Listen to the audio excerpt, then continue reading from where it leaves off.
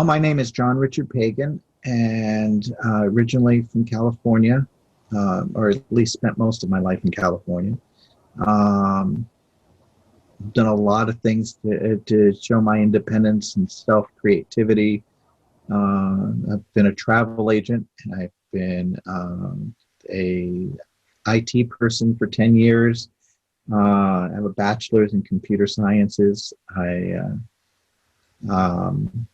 then went and owned a coffee shop for 6 years, and had marvelous success with that in a mountain community near San Diego. And and then after that, moved off the mountains into the Palm Springs area and got my master's in marriage and family therapy, clinical psychology, and was a therapist at the local LGBT center. And then decided to go get my doctorate, and was working on my doctorate in 2013 when I started to notice that I had that I was having issues with my tests, that I was studying, but I just wasn't getting certain things. And my statistics professor used to say, I understood all the advanced statistics formulas, but all the basics I was missing. And he couldn't understand how I was missing basic stuff, but getting the complicated stuff. And I was getting stressed out, and I went to my dean, I went to everybody, and they told me that I was making it up. They told me that I was over worried. They tried to tell me to go to see a therapist, and because I'm just too depressed over this, and I shouldn't be so overly anxious on things like this. They told me later on that I was putting too much time into extracurricular activities and not committing myself to my work. But I instead went to the VA, and I said something's wrong, and was tested and found to have a mild cognitive impairment at that time. And that was 2013. Even with that diagnosis, by 2014, my school had dismissed me from my program and told me that I was making it all up, that I was just being lazy. Wow, it's a good thing you went with your gut. It is a good thing, and I still have a lot of hurt that I deal with that whole process. Of course. The cognitive impairment didn't appear to be getting better over the year, and by 2015, I made plans to move back to Virginia to be close to my parents. Got out here in 2016 and lived in my own townhouse for about a year and a half, while I was going through more tests and more people saying I did, I didn't. It's funny because every time you move, you've got new doctors who, for whatever reason, don't want to accept what all other doctors have said. So they all want to start you from scratch. And wow.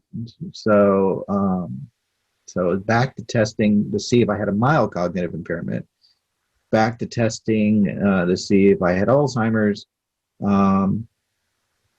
It was in 2016, in December of 2016, that a doctor who I will not name told me on the 16th of December over telehealth that he believed I had a neurodegenerative disease, and that it was going to be progressive and in the long run terminal. Then he said, have a good day, and he hung up the call. That's how I found out for the first time that there might be more. So, it was more. So everything's going to change, and I hope you have a great life. Yeah. He spent weeks upon weeks telling me he was going to test me for this and that. He ended up testing me for Alzheimer's. When he finally didn't find Alzheimer's, he said, well, I don't know what it is, so why don't you just enjoy your life for now and not worry about things? And until the symptoms get worse, and then we can go back and look at it further. So from 2013 to 2016, 16. you were I was in noticing changes, stressed, possibly depressed about it, obviously worried, and then the doctor said, don't worry about it, just go live your life. Right.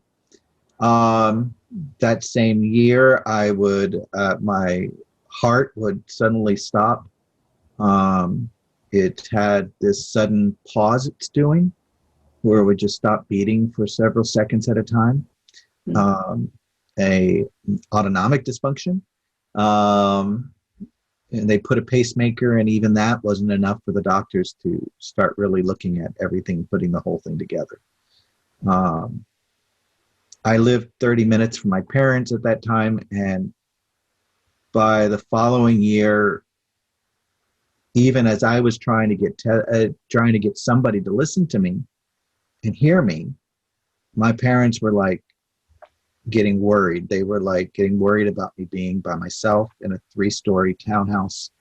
I have mobility issues now that have started since all this happened, and I have walked with a cane or a walker, and I was struggling to get up and down the stairs of a 3-story townhouse. They were worried about me falling. My parents at one point asked me what I'd been eating, and I said, I just keep staring at the kitchen, and I don't know what to do. I don't know where to start.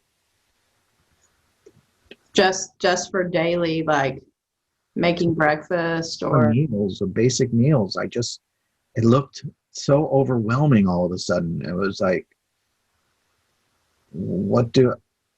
I know a stove. I was a great cook. But it wasn't that I forgot how to cook. I just didn't know where to begin. Yeah. Well, overwhelming, I think, is a really good term to look at something and just be like, where do I start? It was during that time that I found the Lewy Body Dementia group on Facebook.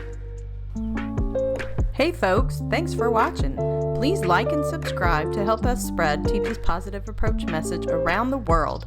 And don't forget to click the bell to get notified when new videos are posted.